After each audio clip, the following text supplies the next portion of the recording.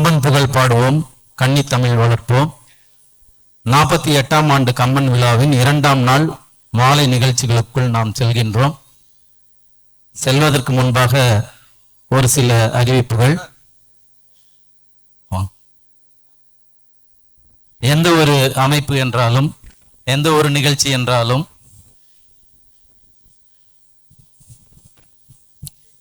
கல்லூரி மாணவர்களுக்கான போட்டி உடனிருந்து உதவிய திருப்பத்தூர் தூய கல்லூரியினுடைய முனைவர் பட்ட ஆய்வாளர்கள், டாக்டர் பட்டத்திற்கு ஆய்வு செய்து கொண்டிருக்கக்கூடியவர்கள், அவர்களுக்கு நம்முடைய நிர்வாகிகள் சிறப்பு செய்கிறார்கள். முதலாவதாக திருமதி ராஜேஸ்வரி அவர்கள், தூய கல்லூரியினுடைய முனைவர் பட்ட ஆய்வாளர், அவர்களுக்கு நம்முடைய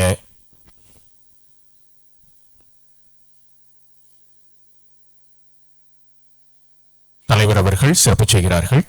அவர்களை தொடர்ந்து முனைவர் பட்ட ஆய்வாளர் செல்வி காவியா அவர்கள், அவர்களை தொடர்ந்து முனைவர் பட்ட ஆய்வாளர் செல்வன் மணிகண்டன் அவர்கள். 3 முனைவர் பட்ட ஆய்வாளர்களுக்கும் நம்முடைய தலைவர் பெருந்தகை அவர்கள் சிறப்பு செய்கிறார்கள்.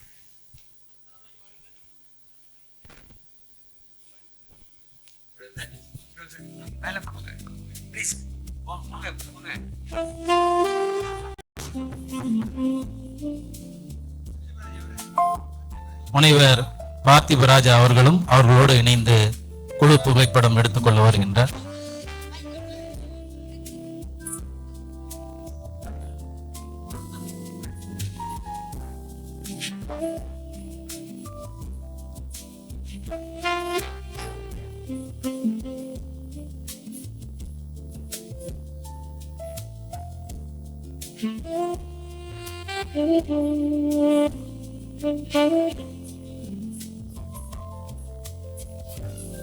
இதனைத் தொடர்ந்து நன்றி அறிவிப்பு நிகழ்ச்சி. அதாவது எந்த ஒரு அமைப்பு என்றாலும் அதற்கு முதலிடம் நாம் கொடுப்பது நிதி, ஃபைனான்ஸ். அந்த வகையிலே இந்த விழா சிறக்க நன்கொடை வழங்கிய மற்றும் விளம்பரத்திற்கு உதவிய வள்ளல் பெருமக்களை நாங்கள் இங்கே நன்றியுடன் நினைவு கூர்கின்றோம். அழைப்புதலில் விளம்பரம் தந்து மிகவும் எங்களுக்கு உறுதுணையாக இருந்த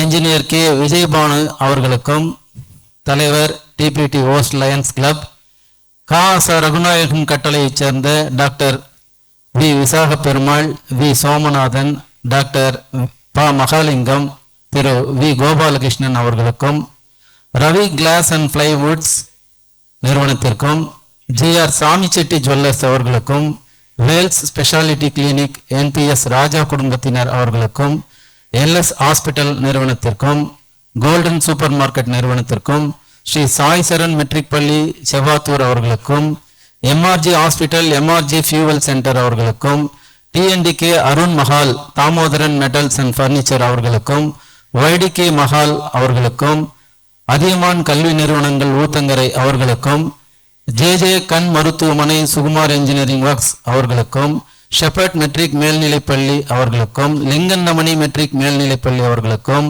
அமிர்தா கல்வி நிறுவனங்களுக்கும், extreme sales and service points அவர்களுக்கும், விஜய் 4K ஸ்டுடியோ திரு விஜயகுமார் குழுவினருக்கும், Veda matric higher secondary school நிறுவனத்திற்கும், ஷெம்ஃபோர்ட் ஃபியூச்சரிஸ்டிக் ஸ்கூல் வாணியம்பாடி அவர்களுக்கும், சாமி கம்ப்யூட்டர் ஆப்செட் பிரிண்டர்ஸ் அவர்களுக்கும் எங்களது நெஞ்சார்ந்த நன்றியினை தெரிவித்துக் கொள்கின்றோம். அடுத்த நிகழ்ச்சியாக சிந்தனை சதுக்கம். இந்த நிகழ்ச்சிக்கு முன்னிலை வகிக்கும் பெருமக்களை, கம்பன் கழக உறுப்பினர்களை மேடைக்கு வருமாறு அன்புடன் அழைக்கின்றோம். திருமதி என் ரஜினி ஆசிரியை அவர்கள், திரு டாக்டர் எல் மணி தாளாளர் லிங்கன்னமணி மேல்நிலைப்பள்ளி திருப்பத்தூர், திரு ஏஎம்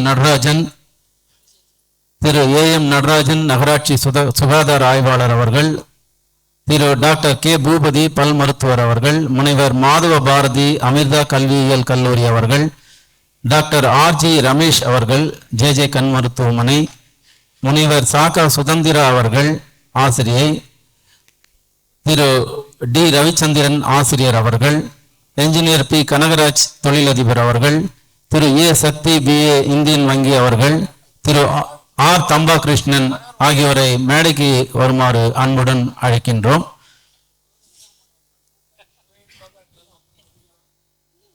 இதிலே முதலாவதாக நம்மிடம்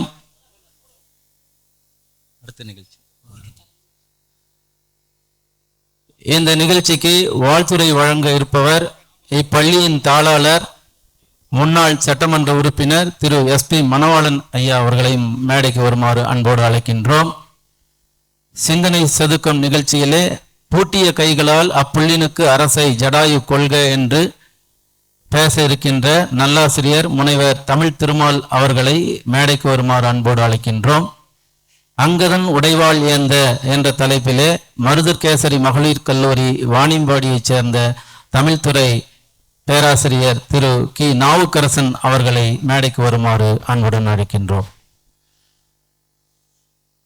இப்பள்ளியில் பயின்றவர் நமது மண்ணின் மைந்தர், குடியேற்றம் மற்றும் திருப்பத்தூர் கம்பன் கழகங்களின் இணைச் செயலாளர், பட்டிமன்ற நடுவர், பேச்சாளர், எழுத்தாளர், கவிஞர், தமிழ்நாடு அரசு பாடநூல் குழு உறுப்பினர், 6 முதல் 10ஆம் வகுப்பு வரை பாடநூல் ஆசிரியர், பல்வேறு கம்பன் கழக மேடைகள், தொலைக்காட்சிகளில் மற்றும் திருமலா திருப்பதி தேவஸ்தானத்தின் ஆன்மீக சொற்பொழிவாளர், கம்பர் மாமணி, திருவள்ளுவர் விருது போன்ற முத்தமிழ் வித்தகர் என்ற பல விருதுகளுக்கு சொந்தக்காரர், நல்லாசிரியர் பட்டம் பெற்றவர், தமிழக அரசின் நல்லாசிரியர் விருது, மொத்தம் 10க்கும் மேற்பட்ட நூல்களை எழுதியவர், 50க்கும் அதிகமான ஆய்வு கட்டுரைகள், கவிதைகளை மற்றும் பல கவிதைகளை படைத்தவர், தமிழகத்தின் இலக்கிய பேச்சாளர்கள் அனைவருடனும் தொடர்பில் உள்ளவர். இத்தகைய பேராண்மை கொண்ட முனைவர் தமிழ் திருமால் அவர்கள் முதலாவதாக பேச இருக்கின்றார்.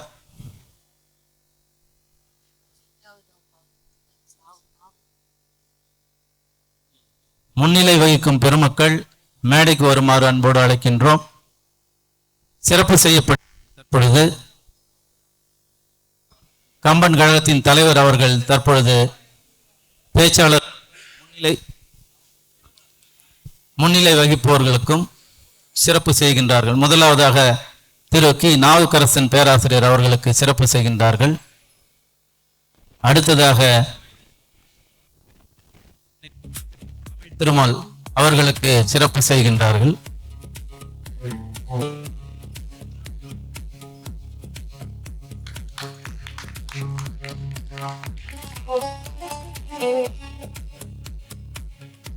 முனைவர் சுதந்திரா அவர்களுக்கு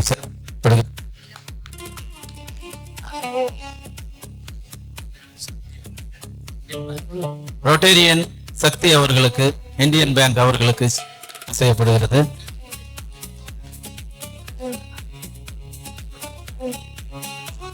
விஷ்ணு பிரசாத் அவர்களுக்கு சிறப்பு செய்யப்படுகிறது. விஷ்ணு பிரசாத் அவர்களுக்கு சிறப்பு செய்யப்படுகின்றது. திரு ஆர் தம்பா கிருஷ்ணன் அவர்களுக்கு சிறப்பு செய்யப்படுகின்றது. தொடர்ந்து லைன் டி ரவிச்சந்திரன் ஐயா அவர்களுக்கு சிறப்பு செய்யப்படுகின்றது.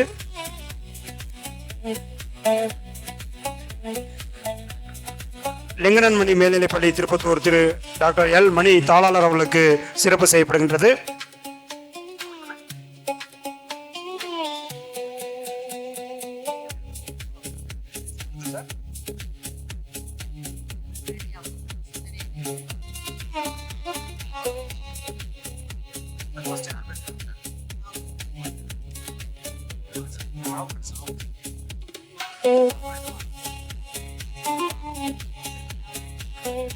அடுத்தபடியாக அங்கதன் உடைவாள் ஏந்த எனும் தலைப்பில் பேச வந்துள்ள பேராசிரியர் கி நாவுக்கரசர், தமிழ்துறை மருதர்கேசரி மகளிர் கல்லூரி வாணியம்பாடி அவர்களுடைய வரலாறு. பெயர் முனைவர் கி நாவுக்கரசன், பேராசிரியர், தமிழ்துறை மருதர்கேசரி மகளிர் கல்லூரி வாணியம்பாடி. முனைவர் கி நாவுக்கரசன் அவர்கள் தமிழ் மொழி மற்றும் இலக்கியத்தில் ஆர்வமும் ஆய்வு புலமையும் கொண்ட கல்வியாளர். தொடர்ந்து முனைவர் அவர்கள் தமிழ் மொழி மற்றும் தமிழ் துறையில் உதவி பேராசிரியராக பணியாற்றுபவர். கவிதை மற்றும் இலக்கிய படைப்புகளில் மிகுந்த ஈடுபாடு கொண்டவர். தமிழ் ஆய்வரங்குகள் மற்றும் கருத்து அரங்கில் பங்கேற்பவர். பெஸ்ட் ப்ரொஃபஸர் அவர் 2024 பெற்றவர் என பல தமிழ் இலக்கியங்களுக்கு சொந்தக்காரராக விளங்கக்கூடிய முனைவர் கி நாவுக்கரசன் ஐயா அவர்களை சிறப்புரையாற்ற வருமாறு அன்போடு கேட்டுக்கொள்கின்றோம்.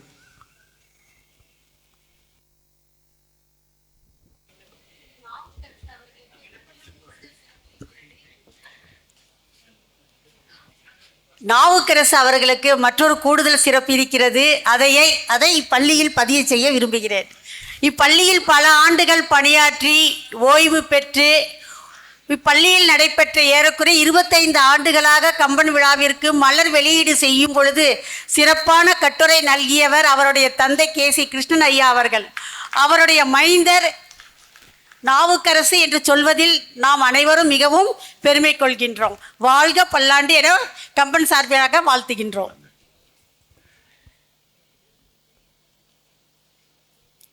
பிறவி நோய்க்கு மருந்தாக விளங்குகிற ஸ்ரீ ராமச்சந்திரமூர்த்தியினுடைய திருப்பாதங்களை வணங்குகிறேன். கற்பினுக்கு அணியான சீதா பிராட்டியினுடைய பொற்பாதங்களை வணங்குகிறேன். கவிச்சக்கரவர்த்தி கம்பனுடைய கமலப்பாதங்களை வணங்குகிறேன். கன்னித்தமிழுக்கு தொண்டு செய்யும் திருப்பத்தூர் கம்பன் கழகத்தின் தலைவர், செயலாளர், பொருளாளர், நிர்வாக உறுப்பினர்கள் அனைவரையும் வணங்கி போற்றுகிறேன். பாங்கறிந்த அவையோரை வணங்கி என் உரையை தொடங்குகிறேன். அன்புமிக்கவர்களே, கம்பன் கழகம் என்னை நயம்பட உரையாற்றுமாறு சிந்தனை சதுக்கத்தில் அங்கதன் உடைவாள் ஏந்த என்கிற அதி அற்புதமான ஒரு தலைப்பை கொடுத்து நாவாடச் சொல்லியிருக்கிறார்கள். என்னிடத்தில் உங்களுடைய காதுகளை கொடுங்கள், அதை நான் நிச்சயம் கௌரவப்படுத்துவேன் என்கிற உத்தரவாதத்தை தருகிறேன். யுத்தகாண்டம், திருமுடி சூட்டும் படலம், அதிலே பூத்த ஒரு அழகான வாசம் மிகுந்த மலர், அதில் இருக்கிற ஒரு இதழ்தான் அங்கதன் உடைவாள் என்கிற வரி. கம்பனை ஓரளவுக்கு கற்றவர்களுக்கு கூட இந்த மலரின் வாசத்தை நுகர்ந்திருக்க முடியும். அங்கதன் அரியணை அனுமன் தாங்க, அங்கதன் உடைவாள் ஏந்த, பரதன் வெண்குடை கவிக்க, இருவரும் கவரி வீச, விரிசெறி குடலி ஓங்க, வெண்ணையூர் சடையன் தங்கள் மரபிலோர் கொடுக்க வாங்கி வசித்தனே புனைந்தான் மௌலி. இந்த நிகழ்வு யாருக்கு எந்த பொறுப்பை கொடுப்பது என்று தீர்மானித்தது யார் என்றால் ஸ்ரீராமர்தான். அவர் செய்த முடிவின் அடிப்படையில் தான் அனுமன் அரியணையை தாங்கினான். பொதுவாகவே பார்வையாளராக இருக்கிற ஒவ்வொருவருக்கும் ஒரு சிறப்பான நிகழ்வு நடக்கிற போது அந்த நிகழ்வை நடத்துகிறவர் அதற்கு பொருத்தமானவர் தானா என்கிற ஒரு வினா எழுவது இயற்கை. அங்கதன் அரியணையை தாங்க வேண்டும் என்று முடிவு செய்தது ராமர்தான்.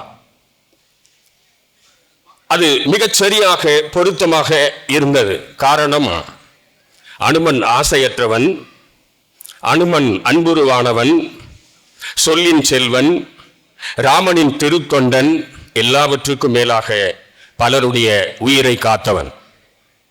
நெருக்கடியான சூழல்களிலே அவன் இல்லை என்றால் இவ்வளவு பெரிய ராமாயணத்தினுடைய அழகான முடிவு நேர்ந்திருக்காது. இங்கே கேள்வி கேட்க ஒன்றுமில்லை. ராமருடைய முடிவு மிகச் சரியானது. அடுத்து, அங்கதன் யார்? அங்கதனிடத்தில் கொடுக்கப்பட்டிருக்கிற பொறுப்பு என்ன? அவனுடைய வயது என்ன? அவனுக்கு வழங்கப்பட்டிருக்கிற மிகப்பெரிய இந்த பொறுப்பு சரியானதுதானா, பொருத்தமுடையதுதானா என்கிற கேள்வி எல்லாம் இயல்பாக எழும். திருமுடி சூட்டிக் கொள்ளுகிற ராமர் முதற்கொண்டு பல்வேறு பொறுப்புகளை அங்கே ஏற்று இருக்கக்கூடிய அத்தனை பேருக்கும் 30 வயதுக்கு மேலே. ஆனால் ஒரு சின்னஞ்சிறு குழந்தை, பால்மரம் மாறாத குழந்தை என்று சொன்னால் அது மிகையாகாது. ஒரு 14 வயதுக்கு உட்பட்டிருக்கிற ஒருவரிடத்தில் வழங்கப்பட்டிருக்கிற பொறுப்பு என்ன என்றால் ஸ்ரீராமருடைய அந்த உடைவாளை ஏந்துகிற பொறுப்பு வழங்கப்பட்டிருக்கிறது. இங்கே ஒரு குறிப்பை, ஒரு உண்மையை, ஒரு யதார்த்தத்தை உங்களிடத்தில் நான் சொல்லுகிறேன். ஒரு அரசனுடைய வாளை கையிலே ஏந்த வேண்டும் என்றால் அது அரசன் ஏந்த வேண்டும், இல்லை என்றால் அவருடைய வாரிசாக இருக்கிற மகன்தான் ஏந்த வேண்டும். இதுதான் மரபு.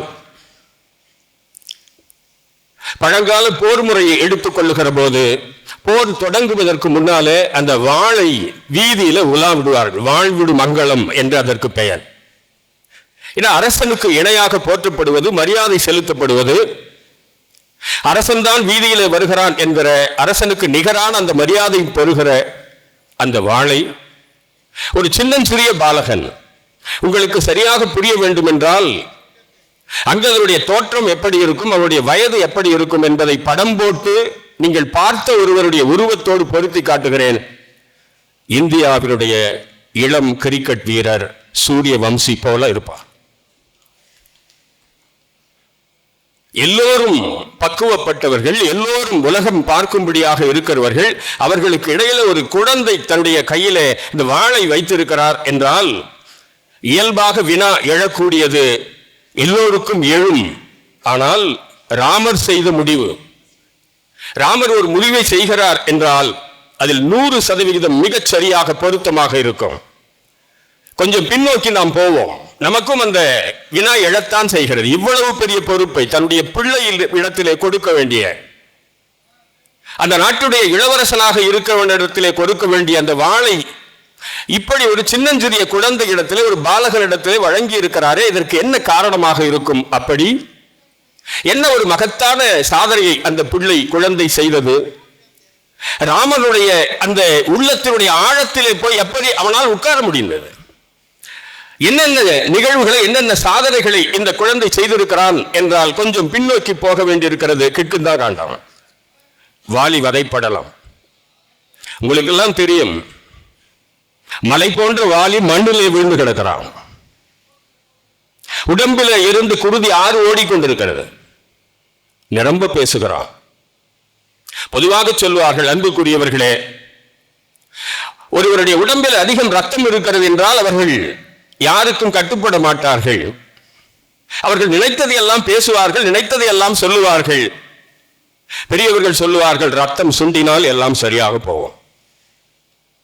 வாலிக்கு ரத்தம் சுண்டுகிறது. ராமபாணம் அவருடைய நெஞ்சிலே உள்ளே போய் நின்று லேசாக புலம்புகிறது. என்னை விடுடா, என்னை விடுடா என்று லேசாக புலம்புகிறது. யார் வென்றது என்கிற குழப்பம் நீடித்துக் கொண்டிருக்கிறது. வாலி பிடித்து நிறுத்தினான். இருந்தாலும் கொப்புளித்துக் கொண்டு அங்கிருந்து ரத்தம் பீரிட்டு வருகிறது. ரத்தத்தின் அளவு சிறிதாக குறைகிறது. தெளிவடைகிறான். தன்னுடைய குற்றத்தை புரிந்து கொள்ளுகிறான். வந்திருப்பவன் இறைவன் என்கிற அந்த தெளிவு அவனுக்கு வந்த உடனே தன்னுடைய தம்பியாக இருக்கிற சுக்கிரீவனிடத்திலே சொல்லுகிறான். இனி தனக்கு வாழ்க்கை இல்லை என்கிற தெளிவு வந்து விட்டது. புரிந்து கொண்டான். சுக்கிரீவனே, தம்பியே, உன் பிள்ளையை அழைத்து வா. என் பிள்ளை என்று அவன் சொல்லவில்லை, உன் பிள்ளையை அழைத்து வா. ஓடிச் சென்று அங்கதனை அழைத்து வருகிறான். இப்படி வாலியை அங்கதன் பார்த்ததில்லை. அவன் பார்த்ததெல்லாம் கம்பீர தோற்றம், மலை போல நிற்பான். அவனை பார்த்தால் அவனுடைய கம்பீரம், அவனுடைய புன்னகை, அவனுடைய பெருமை, அவனுடைய ஆற்றல், அவனுடைய அறிவு, அவனுடைய தெளிவு வந்து ஒட்டி கொள்ளும். பொதுவாக சொல்லுவோம், போரிடுகிற போது எதிரிலே இருக்கிறவருடைய அந்த வீரத்தில் பாதியை அவன் கொள்ளையடிப்பான் என்று சொல்லுவோம். இல்லை, வாலியின் எதிரிலே போய் நின்றோம் என்றால் வாலியினுடைய அந்த பெருமை நம்மிடத்திலே வந்து ஒட்டி கொள்ளும். அவன் தரையில் விழுந்து கிடக்கிறான். அங்கதன் வருகிறான், புலம்புகிறான். வாலி செய்த சாதனைகள் எல்லாம் எடுத்து சொல்லுகிறான். அப்பா, கை ஓய்ந்தது, எங்களால் முடியவில்லை என்று தேவர்கள் எல்லாம் திணறிக் கொண்டிருந்த இடத்திலே நிறுத்துங்கள், நான் உதவுகிறேன் என்று ஓடி வந்து தனி ஒருவனாக இருந்த திருப்பார்கடலை கடைந்து அமுதத்தை கொடுத்த வள்ளலாயிற்றே, நீ கிடக்கிறாயே, இதோ தேவர்கள் எல்லாம் பெருமையோடு இருக்கிறார்களே என்று பல்வேறு விதமாக புலம்பிக் கொண்டிருக்கக்கூடிய அந்த சூழலில் வந்த உடனே இவன் யார் என்று கம்பர் சொல்கிறார். இவன் சாதாரணமான ஆள் இல்லை. ராமர் நின்று கேட்டுக் கொண்டிருக்கிறார். என்ன வர்ணனை என்று சொன்னால், சுடரடை மதியம் என்ன தோன்றினான், அப்பா இறந்து கிடக்கிறாங்க, வேகமாக ஓடி வருகிறான். அவன் எப்படி வந்தான் என்றால் நன்றாக ஒளிவிடுகிற சந்திரனை போல ஓடி வருகிறானாம். தோன்றி ஆண்டு இடருரை உள்ளத்தோரை எண்ணினும் உணர்ந்திலாதான். இங்கதான் கம்பன் அவனை மிகச் சரியாக முத்திரையிட்டு சொல்லுகிறான். கீழானவர்களை அவன் பார்த்ததில்லை, இதுவரையில் சந்தித்ததில்லை, கீழானவர்களுடைய உணர்வுகளை தெரிந்து கொள்ளாமல் இருந்தான். வள்ளுவர் ரொம்ப அழகா சொல்லுவார், மனிதன் என்கிறவன் குணத்தினுடைய கலவை. ஒவ்வொருவரிடலும் மிகச்சிறந்த குணமும் உண்டு, பிறர் வெறுக்கக்கூடிய குணமும் உண்டு. ஆனால் அங்கதனுடைய இயல்பு என்னவென்றால் வள்ளுவன் சொல்லுவதை தோற்கடிக்கிறான். குணம் நாடி குற்றமம் நாடி அவற்றுள் மிகை நாடி மிக்க கொள்ளல் இல்லை. அங்கதன் எப்போதுமே குணம் நாடுகிறவன். அவன் சந்தித்த அத்தனை பேர் இடத்திலும் குணத்தை மட்டுமே நாடுவான். அப்படிப்பட்ட அங்கதன் புலம்புகிறான். அருமைக்குரியவர்களே, எல்லோரும் சுற்றி நின்று கொண்டிருக்கிறார். ராமர் இருக்கிறார், இலக்குவன் இருக்கிறார், சுக்ரீவன் இருக்கிறார், இன்னும் பல பேர் அந்த இடத்திலே இருக்கிறார்கள். அவனுடைய புலம்பலில் ராமனை பற்றி ஒரு சின்ன எதிர்வினை ஆற்றவில்லை. ஒற்றை வார்த்தை அவன் சொல்லவில்லை. முழுக்க முழுக்க தன்னுடைய தந்தையினுடைய சிறப்பை பற்றி பேசுகிறானே தவிர, அப்பா இப்படி வீழ்ந்து கிடக்கிறாயே என்று சொல்லுகிறானே தவிர, அவன் வாயிலே இருந்து என் தந்தையை வீழ்த்தி விட்டாரே, இவர் அறத்தை மீறி இந்த செயலை செய்திருக்கிறாரே என்று ஒரு வார்த்தையை கூட அவன் சொல்லவில்லை. அப்படிப்பட்ட மகன்தான் அங்கதன். அவன் வீரனுக்கும் விவேகிக்கும் பிறந்தவன். வீரன் வாலி, விவேகி தாரை. முழுக்க முழுக்க நற்சிந்தனை உடையவளாக, அறத்தையே எப்போதும் தனக்குள்ளே விதைத்துக் கொண்டிருக்கிறவர்களாக, சிந்திக்கிறவர்களாக, செயல்படுகிறவர்களாக, தொலைநோக்கு பார்வை கொண்டவளாக இருக்கிறவள் தான் தாரை. அவள் தாரை எங்கிருந்து வந்தாள் தெரியுமா? அமுதமும் தாரை வார்த்ததால் தாரை. தேவர்களுக்காக வாலி சென்று அந்த திருப்பார் கடலை கடைந்து அமுதத்தை எடுக்கிற போது உள்ளே இருந்து பெருமைப்படத்தக்க பல பொருட்கள் வந்தன. அதில் ஒன்றுதான் தாரை. அமுதத்துக்கு நிகரான அந்த தாரை அவள் பெற்ற அந்த பிள்ளை. வாலி ராமனுடைய அந்த செயல் பற்றி அங்கதனிடத்திலே சொல்லுகிறான், எச்சரிக்கிறான். தவறாக எப்போதும் நினைத்துக் கொள்ளக்கூடாது என்று எச்சரிக்கிறான். வாலிக்கு ஒரு இயல்பு உண்டு. அன்புடையவர்களே, நீங்கள் தெளிவாக புரிந்து கொள்ள வேண்டும். வாலியை பற்றி மிகச் சரியாக, மிக நெருக்கமாக நீங்கள் புரிந்து கொள்ள வேண்டும் என்றால் மிக முக்கியமான ஒரு செய்தி சொல்லுகிறேன். வாலியினுடைய இயல்பு என்ன தெரியுமா? வம்பு சண்டைக்கு போக மாட்டான், வந்த சண்டையை விட மாட்டான். யாராவது அவனிடத்திலே வந்து எனக்கு உதவி செய்யுங்கள் என்று சொன்னால் உடனே போவான். மற்றபடி எந்த இடத்திலும் அவன் தன்னை முன்னிலைப்படுத்திக் கொள்ளாத இயல்புடையவனாக இருக்கிறான். வாலி ராமனின் செயல் பற்றி அங்கதனிடம் கூறியது. கீழே விழுந்து கிடக்கிறான். ராமனை பற்றி வந்தது இறைவன் என்கிற தெளிவு வந்துவிட்டது. ராமனை பற்றி ஒரு சின்ன அளவு கூட இவனுடைய உள்ளத்திலே தவறு நேர்ந்துவிடக் கூடாது என்கிற எச்சரிக்கையோடு சொல்லுகிறான். நீ இனி அயர்வாய் அல்ல, இனி அழாதே என்று சொல்லுகிறான். இனி அழாதே, நீ இனி அயர்வாய் அல்லை என்று தன் நெஞ்சில் புள்ளி வாரி அணைத்துக் கொள்ளுகிறான். தூயரஞ்சு கல்லூரியுடைய முதல்வர் அவர்கள் இங்கே வருகை தந்திருக்கிறார்கள். அவரை பெருமையோடு கம்பன் கழகம் வரவேற்கிறது.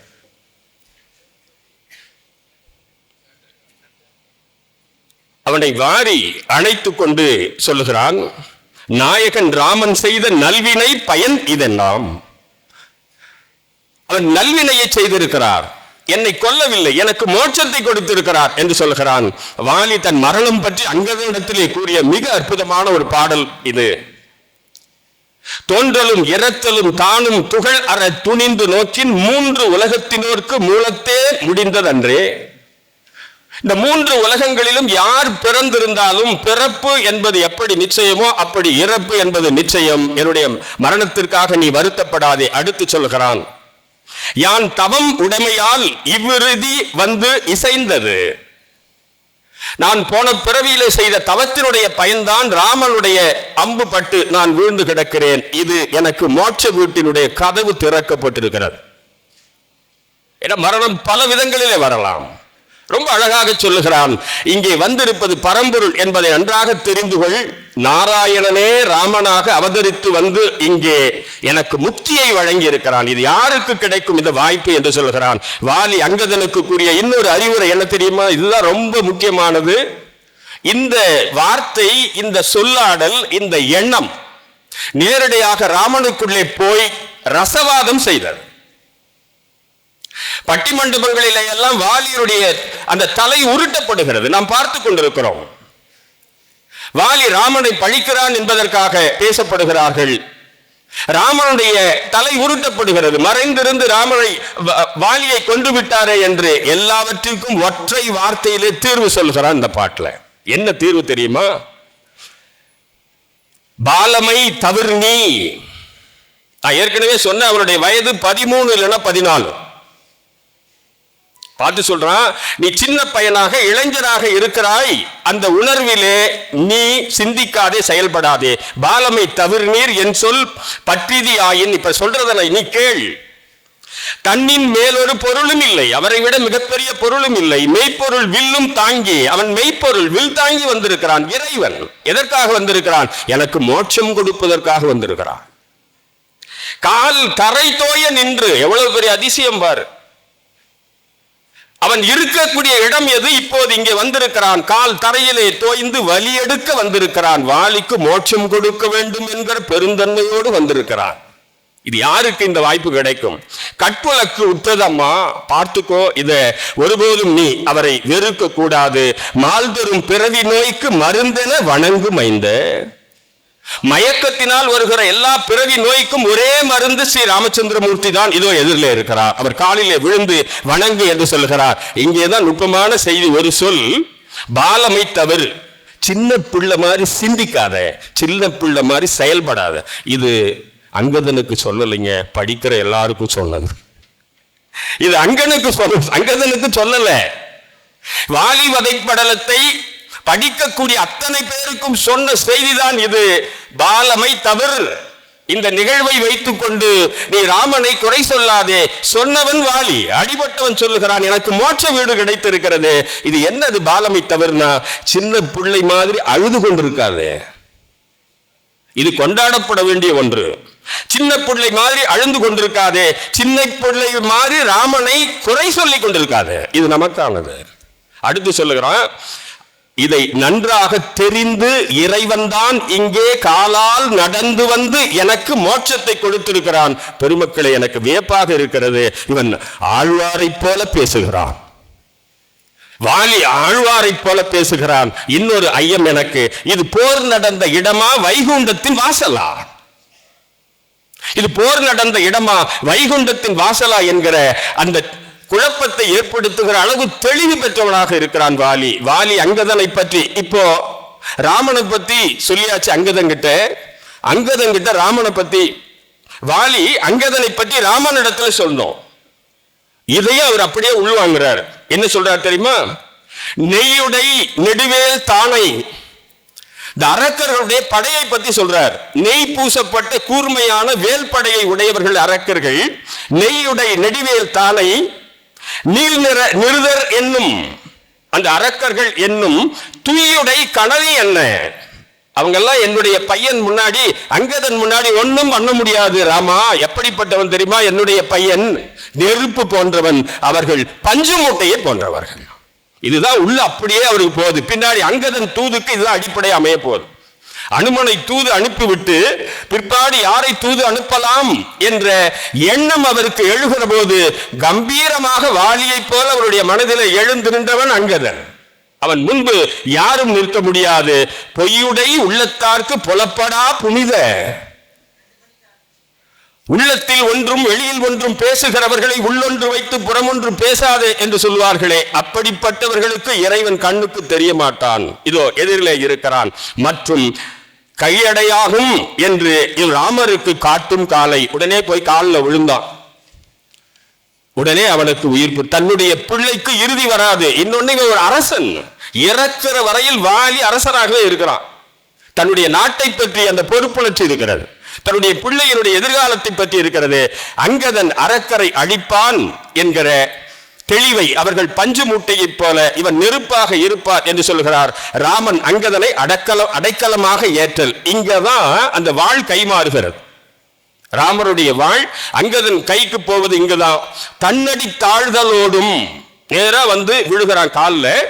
தாமரை தடக்கன் நானும், தாமரை போன்ற அழகான கண்களை உடைய ராமன் பொன்னுடைய வாளை நீட்டி காலில் விழுறான். அங்கதன் விழுந்த உடனே அவருடைய கையில பொன்னை போல மின்னுகிற அந்த வாளை எடுத்து ராமன் அவனிடத்தில் நீட்டுகிறான். நீ இதை பொறுத்து என்றான். இதை நீ ஏற்றுக்கொள் என்று சொல்லுகிறான். அன்புக்குரியவர்களே, ஒன்றை நான் சொல்லுகிறேன். ராமனும் தந்தையை இழந்தவன்.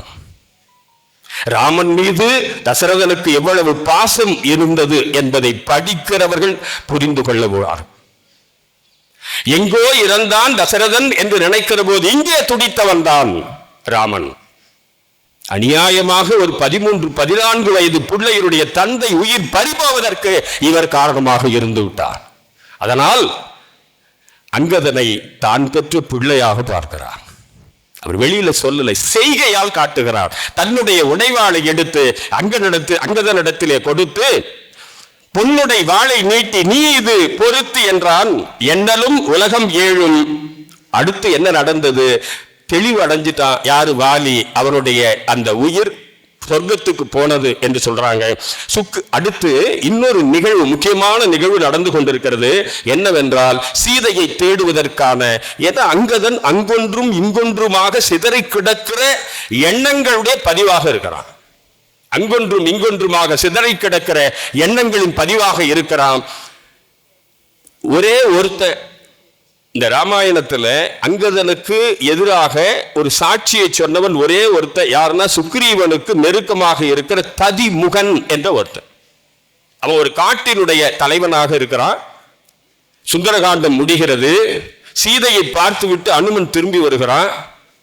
அங்கே 2 வெள்ளம் படை தென் திசையில் வந்து காத்திருக்கிறது. போனவன் வருவானா என்று காத்திருக்கிறது. அவன் வந்து இறங்கிவிட்டான். அதுவரையில இந்த வானட படை உண்ணவில்லை, உறங்கவில்லை, பசியோடு இங்கே இருந்து கொண்டிருக்கிறது. அந்த இடத்திலே அவன் சொல்லுகிறான், அனுமன் வந்து இறங்கிட்டான். அத்தனை பேரும் சொல்றாங்க பயங்கரமாக பசிக்கிறது. அந்த படையினுடைய தலைவனாக இருக்கிறவன் அங்கதன் சொல்லுகிறான், இதோ மதுவனம் இருக்கிறது.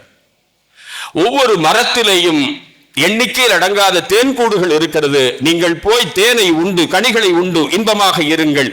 1 மாத பசியில இருந்த அத்தனை வானர வீரர்களும் அங்கே போய் தாங்கள் விரும்பியவாறெல்லாம் உண்ணுகிறார்கள்.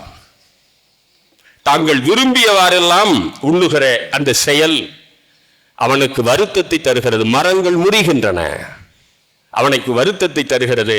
கடைசியிலே நேரடியாக அரசனாக இருக்கக்கூடிய அந்த சுக்ரீவனிடத்திலே ததிமுகன் போகிறான். போய் சொல்லுகிறான், வனம் அழிந்து கொண்டிருக்கிறது, நான் வருத்தப்படுகிறேன். இதற்கெல்லாம் காரணமாக இருக்கிறவன் யார் என்று சொன்னால் இங்கே இளவரசனாக இருக்கிற அங்கதன். உடனே அவன் சொல்றான், பழி சொல்லாதே, ஒன்று உனக்கு உறுத்துவது உளது. உன்னை சொல்ற நான் புரிஞ்சிக்கோ. வாலி சேய் அங்கதன் புன்தொழில் செய்கை சேர் புணர்தல் அல்லல் ஆள். ஒருபோதும் அவன் தவறு செய்ய மாட்டான் என்பதை வலியுறுத்தி சொல்லுகிறான். காலத்தினுடைய அருமை கருதி ஒரு சில செய்திகளை நான் இந்த இடத்திலே விரைவாக பதிவு செய்ய விரும்புகிறேன். ராமன் அந்த இலங்கை நகரை முழுமையாக வானரப்படை வளைத்து விட்ட 70 வெள்ளச்சேனை வளைத்து விட்டார்கள். வெளியிலே வாலி வருவான் என்று காத்திருக்கிறார் ராமர் உட்பட. வடக்கு திசையில ராமர் இருக்கிறார், அவன் வருவதாக காணோம். கடைசியில யாராவது ஒருவர் உள்ளே சென்று அவனை தூண்டிவிட்டு வெளியே அழைத்து வர வேண்டும். யாரை அனுப்புவது? அனுமனை அனுப்பலாம் என்று சொன்னால் அவன் ஏற்கனவே சென்று வந்து விட்டான். அவன் ஒருவன் தான் உள்ளே சென்று உயிரோடு திரும்பி வருவான் என்று ராவணன் தவறாக புரிந்து கொள்ள வாய்ப்பு இருக்கிறது. யாரை உள்ளே அனுப்புவது என்று கேட்டவுடன் தெளிவாக சொன்னான், இதோ அங்கதன் இருக்கிறான் என்று சொல்லி வாலி சொன்ன அந்த நினைவுக்கு வருகிறது. அங்கதனை உள்ளே அனுப்புகிறான். பெருமையோடு போய் பெருமையோடு வெளியே வருகிறான். கடைசியாக அங்கதன் அந்த போர் தொடக்கத்திற்கும் அடக்கத்துக்கும் காரணமாக இருக்கிற அந்த நிகழ்வு நடக்கிறது. அருமைக்கு உரியவர்களே, கடைசியாக ஒரு செய்தியை சொல்லி அங்கதனை தன்னுடைய பிள்ளையை போல அவன் கொண்டாடியதற்கு அழுத்தமான ஒரு செய்தி என்னவென்றால்,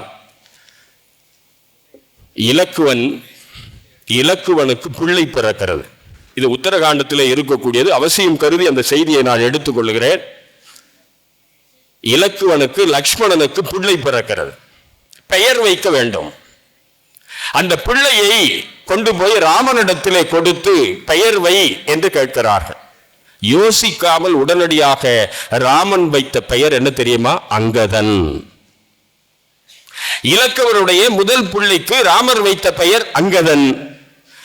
அதாவது வானர சேனையிலே இருந்த ஒருவன், ஒரு இளம் பிள்ளையாக இருந்த ஒருவன் ராமருடைய குடும்பத்திலே ஒரு இளவரசன் என்கிற தகுதியை பெறுகிறான் என்று சொன்னால், ராமருடைய உள்ளத்தின் ஆழத்தில் நிரந்தரமாக உட்காருகிற பெருமையை பெற்ற ஒரே ஒரு கதாபாத்திரமாக இருப்பது அங்கதன். அங்கதனே என்று சொல்லி வாய்ப்புக்கு நன்றி கூறி விடைபெறுகிறேன். நன்றி, வணக்கம். அங்கதன் பாத்திரம் சிந்திக்க வேண்டிய பாத்திரம் என்பதை அருமையாக பல மேற்கோள்கள் காட்டி எடுத்துரைத்த நாவுக்கரசன் பேராசிரியர் அவர்களுக்கு நன்றியை தெரிவித்துக் கொள்கின்றோம். நமது கம்பன் கழக போட்டிகளை நடத்த உதவிய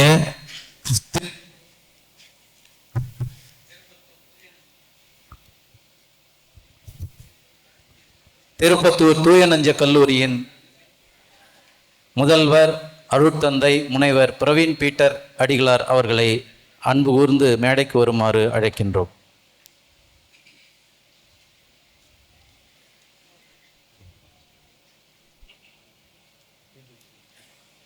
கம்பன் கழகத்தின் தலைவர் அவர்களால் அவருக்கு தற்பொழுது சிறப்பு செய்யப்படுகிறது.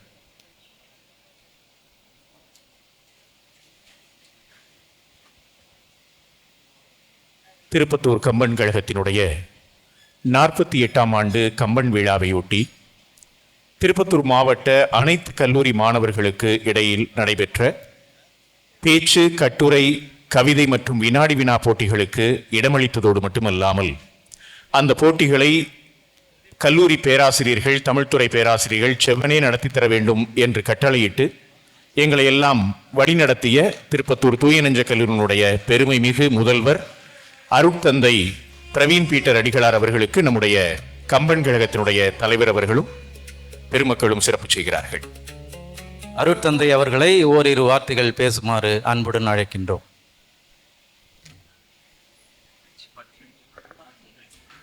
மேடையில் வீற்றிருக்கின்ற பெரியோர்களே, மேடைக்கு முன்னால் இருக்கின்ற பெரியோர்களே, உங்கள் அனைவருக்கும் என்னுடைய மாலை வணக்கம். இந்த சிறப்புமிகு கம்பன் திருவிழாவின் பொழுது உங்களுக்கு வாழ்த்துரை சொல்ல எனக்கு வாய்ப்பளித்த அனைவருக்கும் நன்றி.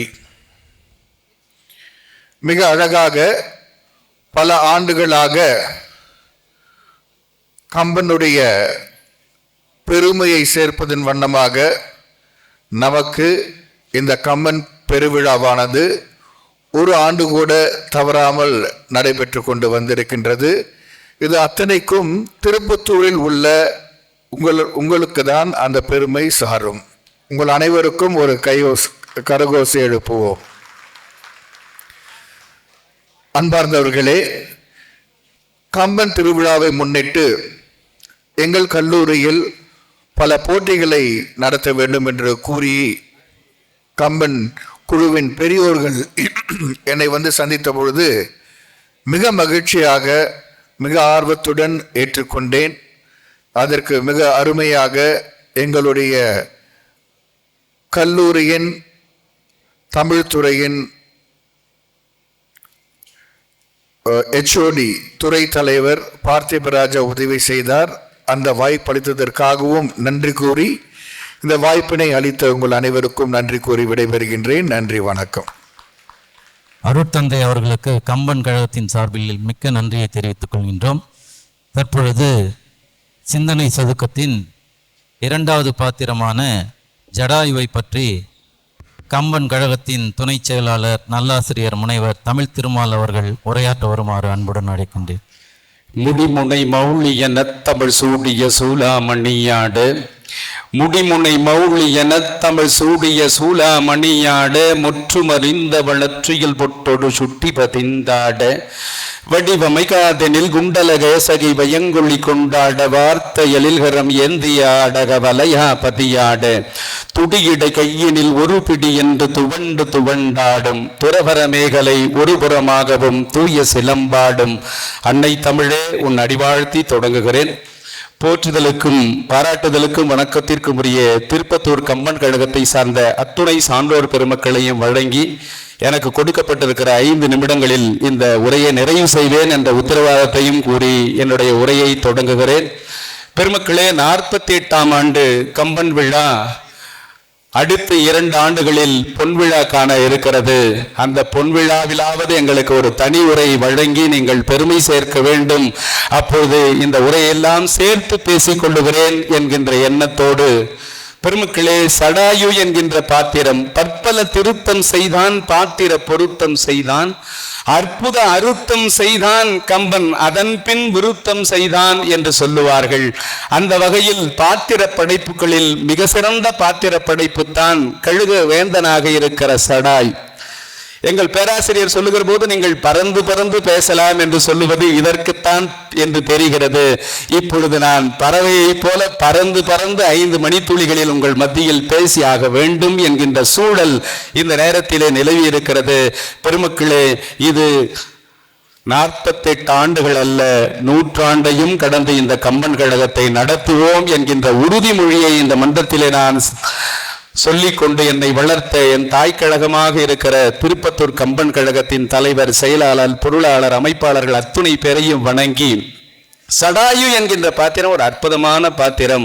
3 செய்திகளை நான் இந்த மன்றத்திலே பதிவு செய்கிறேன். இது முழுக்க வெளியிட்டால் 426 பக்கம் புத்தகம் வரும், அவ்வளவு தயார் செய்து கொண்டு வந்திருக்கிற இதை சுருக்கமாக உங்களில் ஆய்வு சுருக்கத்தை போல சுருக்கமாக உங்கள் மத்தியிலே பேச விரும்புகிறேன். சடாயு என்கின்ற அற்புதமான பாத்திரத்தை அவன் படைத்திருப்பது மனித நேயத்தினுடைய உச்சம். பெருமக்களே, சடாயு என்கின்ற பாத்திரம் இருக்கிறது. அதனை சொல்லப்படுகிற பண்பு நலன்களை மட்டும் நாம் பின்பற்றி வாழ்ந்தால் போதும். 1, உள்ளும் புறமும் தூய்மையானவன் சடாயு என்று அறிமுகப்படுத்துகிறான் கம்பன். இன்றைக்கு உள்ளத்திலும் தூய்மை இல்லாமல் வெளியிலும் தூய்மை இல்லாத மக்களை பார்த்து சடாயுவை போல நீங்கள் வாழ வேண்டும் என்று சொன்ன மாபெரும் கவிஞன் கவிச்சக்கரவர்த்தி கம்பன். உண்மை உடையவன், குற்றமில்லாதவன், அறிவு நுட்பம் உடையவன், ஆராய்ச்சி மனப்பான்மை உடையவன், எல்லாவற்றிற்கும் மேலாக தொலைநோக்கு சிந்தனை உடையவன் என்று கவிச்சக்கரவர்த்தி கம்பன் சடாயுவை அறிமுகப்படுத்துகிறான். சடாயுவை பற்றி நாம் சொல்ல வேண்டும் என்றால் கழுகின் வேந்தன். வைணவ சமயம் சொல்கிறது அவனை பெருவுடையார் என்று பேசுகிறது. உடையவர் என்று சொன்னால் ராமானுஜரை சொல்லுவோம். ஆனால் பெரிய உடையவர் என்று சொல்லுகிற வைணவ சம்பிரதாயத்திற்கு சொந்தக்காரராக விளங்குகிறவன் சடாயு என்கின்ற கழுகரசன். பெருமக்களே, அந்த கழுகரசன் எப்படிப்பட்டவன் என்பதை மட்டும் சொல்லி அவன் எப்படி இந்த கதைக்கு மிக சிறந்த ஊன்றுகோலாகவும் தூண்டுகோலாகவும் இருந்தான் என்பதை மட்டும் சொல்ல விரும்புகிறேன். பெருமக்களே, அவன் அரக்கன் என்று ராமன் நினைக்கிறான். ஆனால் அவன் பார்த்த மாத்திரத்திலேயே இவன் தயரதனுடைய புதல்வர்கள் என்பதை உணர்கிற ஆற்றல் பெற்றவனாக சடாயு அங்கே திகழ்கிறான். அவர்களை பார்த்து தயரதன் புதல்வர்களா நீங்கள் என்று கேட்கிற போது எவ்வளவு அறிவு நுட்பம் வாய்ந்தவனாக அவன் தெரிகிறான். தயரதனுடைய சாயலை போலவே இவர்கள் இருக்கிறார்களே என்று அந்த அழகான கழுகின் வேந்தன் தியானித்து அவன் சொல்லுகிறான், என்னுடைய நண்பன் தயரதன் நலமா என்று கேட்கிற போது, அவன் வானுலகு சென்றான் என்று சொல்லுகிற போது, அவன் உடல் நான் உயிர் என்று பேசுகிற மிகப்பெரிய பாத்திரம் சடாயு. அவன் உடல் தயரதன் உடல் நான் உயிர், அவன் இல்லாமல் போனானே நானும் இறந்து போகிறேன் என்று சொல்லி பார்க்கிற போது, காட்டிலே ஒரு தந்தையை போல நீங்கள் எங்களுக்கு அருள் செய்ய வேண்டும் என்று ராமனும் இலக்குவனும் வேண்டிக் கொள்வதற்கு இணங்க அந்த அற்புதமான கானகத்தில் அந்த மணல் பரப்பில் நடந்து செல்லுகிற போது தன்னுடைய அழகான இறகை விரித்து கொண்டு அன்பின் வடிவமாக திகழ்ந்து அவர்களை காப்பாற்றுகிற மிகப்பெரிய தந்தையாக திகழ்கிறவன் சடாயு. நிறைவாக அவன் ராவணன் சிறையெடுத்து செல்லுகிற போது கடுமையான போர் நிகழ்கிறது. பெருமக்களே, கடுமையான போர் நிகழ்கிற போது சடாயு ராவணனுடைய தெய்வ பழக்கலன்களுக்கு இலக்காகி தன்னுடைய 2 சிறகுகளையும் இழந்து கீழே குற்றுயிரும் கொலையும் உயிருமாய் நின்று கொண்டிருக்கிற அந்த சடாயு, தன் புகழுக்காக உயிரை விட்ட சடாயு தெய்வ மரணம் எய்தினான் என்று கவிச்சக்கரவர்த்தி கம்பன் சொல்லுகிறான். ஒரு தயரதனுடைய நட்புக்காக தன்னுடைய உயிரையே தியாகம் செய்த தியாக வள்ளல் இந்த நாட்டில் உண்டு என்றால் ஒரு பறவை இனம் கூட இந்த ராம அவதாரத்திற்கு தன்னுடைய உயிரை தியாகம் செய்யும் என்றால் அதுதான் மிகச்சிறந்த உயர்ந்த பாத்திரமாக கம்பன் இந்த இடத்திலே படைக்கவில்லையா என்கின்ற செய்தி நமக்கு தெரிகிறது. அதைவிட அவன் சொல்லுகிற அறிவுரை இருக்கிறதே ராமனுக்கு, அந்த அறிவுரையை மட்டும் சொல்லி என்னுடைய அந்த சொல்லுக்கு உரை மட்டும் நான் சொல்ல விரும்புகிறேன். பெருமக்களே, எப்படிப்பட்டவன், எல்லாவற்றையும் அவன் இழந்து நின்று போர் செய்கிற போது, மானபங்கம் எல்லாம் படுத்தி நிற்கிற போது அவன் சொல்லுகிற ஒரு வார்த்தை, மிக அழகான வார்த்தை. இந்த உலகத்தையே அழிப்பேன்னு ராமன் போறான். போகிற போது சடாயு சொல்லுகிறான், யாருடைய குற்றம்? இந்த உலகத்தினுடைய குற்றமா? நீயே உன் குலப்பழி தேடிக்கொண்டாய் என்று பேசுகிறான். படிகள் எல்லாம் சொல்றதுக்கு நேரம் இல்லை. குலப்பழி கூட்டிக் கொண்டாய் என்று பேசுகிறான். ஆகவே அவனுக்கு அறிவுரை தருகிற ஆளுமை பாத்திரமாக, ராமனினுடைய பொறுமைக்கு எல்லையாக நின்கிற பாத்திரமாக இருந்து உயிர் விடுகிற போது ராம ராம ராம என்று அவன் ராமநாமத்தை சொன்னால் ராமனே ஓடி வருவான். ராமநாமத்தை சொன்னால் ராமனுடைய மடியிலேயே உயிர் பிறையும். ராமநாமத்தை சொன்னால் பிள்ளை இல்லாதவர்களுக்கு கூட பிள்ளையாக வந்து ராமச்சந்திரமூர்த்தியே தோன்றுவான் என்று சொல்லப்படுகிற அற்புதமான பாத்திரம் அல்லவா கழுகரசனுடைய சடாயு என்கின்ற பாத்திரம். எவ்வளவு பெரிய புண்ணியம் செய்திருந்தால் ராமநாமம் சொன்னால் ராமன் வருவான். ராமநாமம் சொன்னால் அவனுடைய மடியிலேயே உயிர் போகும்.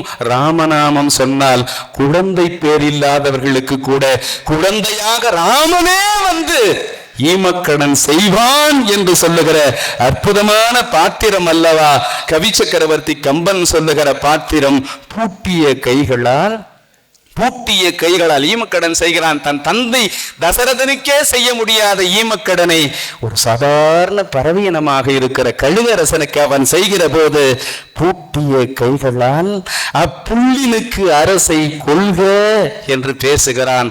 இந்த கைகளினால் நான் கொண்டு வந்த நன்னீரை அவனுக்கு ஊற்றினால் கழுகரசனுக்கு மட்டுமல்ல இந்த உலகத்திற்கே நீர்க்கடன் செய்த வள்ளலாக ராமபிரான் திகழ்கிறான் என்பதை கவி சக்கரவர்த்தி கம்பன் அழகாக சொல்லுகிறான். ஆகவே தான் கொண்ட பணிக்காக தன்னுடைய தந்தை நிலையிலே இருந்து தசரதனுக்கு பிறகு தந்தையாக இருந்த காரணத்தால் தந்தையாக ஏற்று அந்த ராமனுக்கு புள்ளினுக்கு அரசினை அந்த அழகான சடாயுவுக்கு நீர்க்கடன் தந்த பெருமை ராமனை சாரும். நிறைவாக இப்படி சொல்லி முடிக்கிறேன் பெருமக்களே. எங்களுடைய வைணவ சம்பிரதாயத்தில் ஒரு பழக்கம் உண்டு. திருப்புட்குழின்னு ஒரு திவ்யதேசம் இருக்கிறது. புல் என்றால் பறவை. அந்த பறவைக்கு அருள் செய்த வள்ளலாக திகழ்கிற ராமபிரான் உங்களுக்கு குழந்தை பேறு இல்லை என்றால் அந்த திருப்புட்குழி திவ்யதேசத்திலே நீங்கள் போய் நவதானியங்களை வறுத்து அந்த குளத்திலே புஷ்கரிணியிலே வைத்தால் அடுத்த நாள் மஞ்சள் கட்டி வைக்கிற போது முளை வரும் என்று சொல்லுவார்கள். பிள்ளை இல்லாதவர்களுக்கெல்லாம் பிள்ளையாக வந்து தோன்றுகிற மாபெரும் அவதாரமாக ராம அவதாரம் திகழ்கிறது என்று சொல்லி, ஆகவே தன் தந்தைக்கு செய்ய முடியாத நீர்க்கடனை ஒரு பறவைக்கும் அருள் செய்த வள்ளலாக திகழ்கிறவன் ராமன் என்று சொல்லி இந்த நல்ல வாய்ப்பை ஏற்படுத்தி தந்த அத்துணை நல்ல பிள்ளைங்களுக்கும் என் மனப்பந்தலில் பூத்த மல்லிகையை காணிக்கையாக்கி சமுதாய கங்கையிலே சகதிகளும் இருந்திடலாம், அமுதான வழக்குகளும் அழுக்காக தோன்றிடலாம். அன்னமெனும் பறவை போல நல்லவற்றை ஏற்றிடுவோம், கண்ணமிடும் பழக்கத்தை கல்லறையில் ஈட்டிடுவோம், லஞ்சமெனும் புற்றுநோய் நம் நாட்டை கொல்லும் முன் அன்பளிப்பு வாங்குவோர்க்கு தண்டனைக்கு வழி செய்வோம்.